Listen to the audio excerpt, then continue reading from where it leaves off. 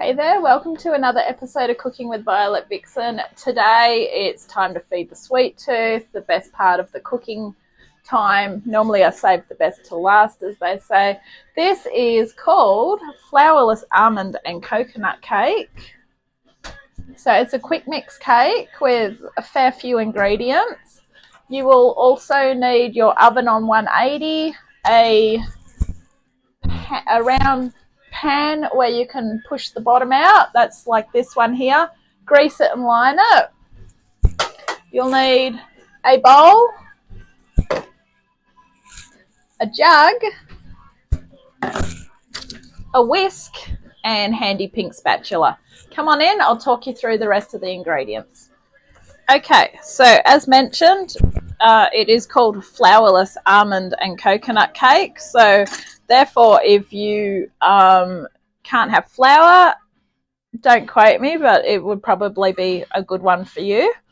A lot of gluten-free, I believe, use almond meal instead of flour, but that depends on your dietary requirements. I'm no dietitian, just merely pointing that out, that there is no flour in it. It is almond meal. So it is 1.5 cups of ground almonds, 3/4 of a cup of desiccated coconut, 1/4 teaspoon of salt. I cracked that from the salt cracker. Went overboard, but it's all good, it's salt. 1 1/4 cups of caster sugar, 4 eggs, which I have not cracked yet. I always crack those into a cup first, that way I can get any bad bits or shell out. 2 teaspoons of vanilla essence, 200 grams of unsalted butter, which you just need to melt and then let it cool. And finally, 2 tablespoons of flaked almonds, which I have measured out into there. This should serve 8 to 10. Probably can serve more if you want to have smaller pieces. It can serve less if you want bigger pieces. That I will leave up to you. So oven on to 180. Grease and line your pan. And grab your bowl, grab your jug, and let's get cracking. Okay, into our bowl with our handy pink spatula goes as follows. Almond meal,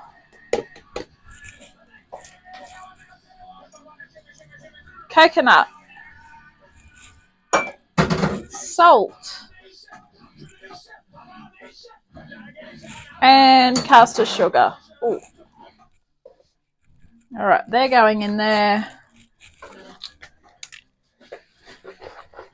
Mix them around. Obviously, these are all their dry ingredients.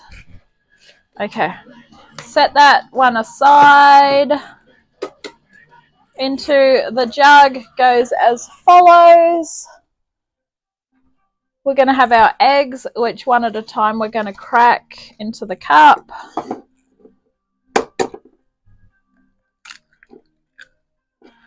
One,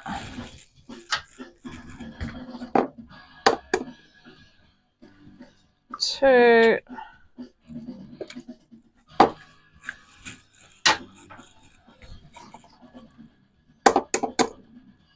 three, final one, 4. Okay, there's 4 in there. We're just going to give those a quick whip. Okay, here we go. So just get your whisk and give them a whip. Also into here we want the butter.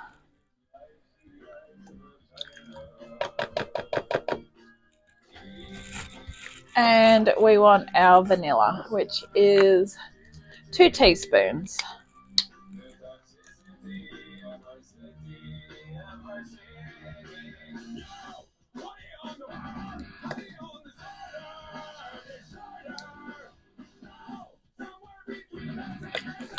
All right. Give that a whisk. Don't lose your lid like I just did. Okay.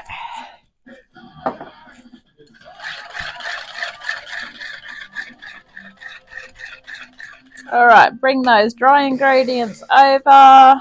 Make a bit of a well. Doesn't really matter if you don't make a well. In it goes.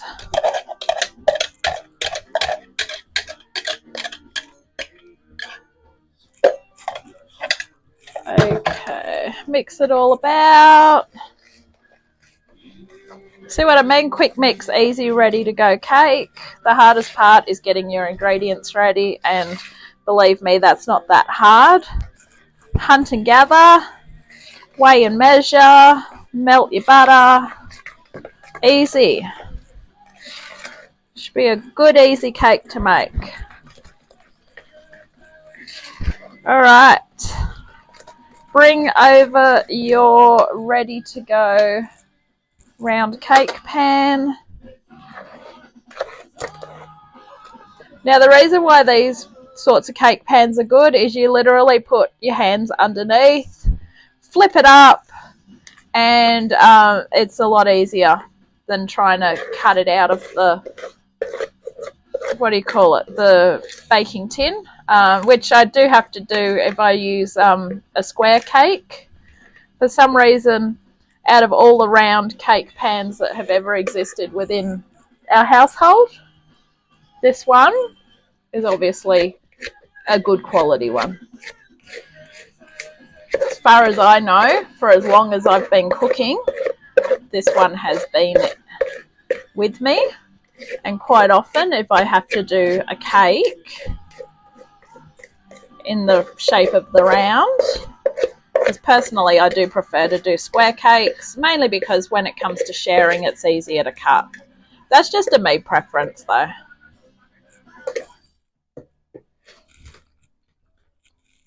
All right. Scatter the almonds on the top.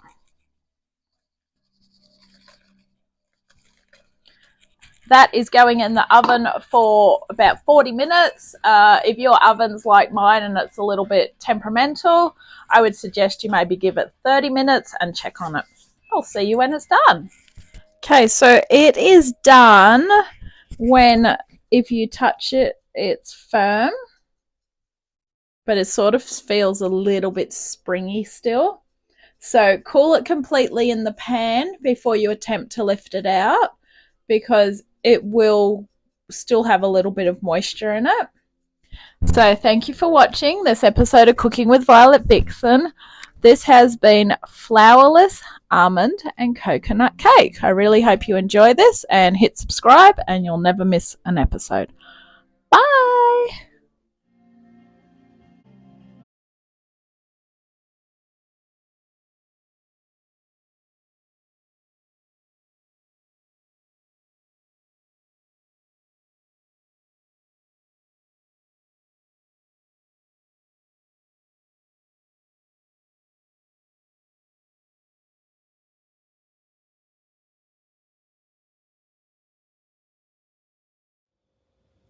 I got the cake out of the oven, let it cool as I should have, and it just didn't look right. So I've had to put it back in the oven at 150 degrees, which is a very low temperature, and I gave it 10-minute bursts. So that has actually had about 40 minutes. Where I've cut at it here, you can sort of see it's set there now. So it's fine, it tastes okay. So I just thought I'd clarify that with you, that don't, just because you think it's ready, it's not. And don't be tempted to eat it earlier after the said 40 minutes, because it could still be setting. I think it needed to go right to cool or cold before I took it out of the cooking container, but it wasn't too bad though. It did hold its shape because it was done around the outside. It was starting to look a little bit done on the top anyway. That was why I put it back in the oven at the lower temperature. So just so you know, it turned out good, but just trust your instincts when cooking. if it doesn't look like it's done, probably chances are it's not. It's not very good to eat raw cake or basically eat the outside and have to throw the whole middle out. So you are better off just putting it back in the oven, not at the same temperature you cooked at, but at a lower temperature, and just keep your eye on it. All right, thank you once again. I'll catch you next time.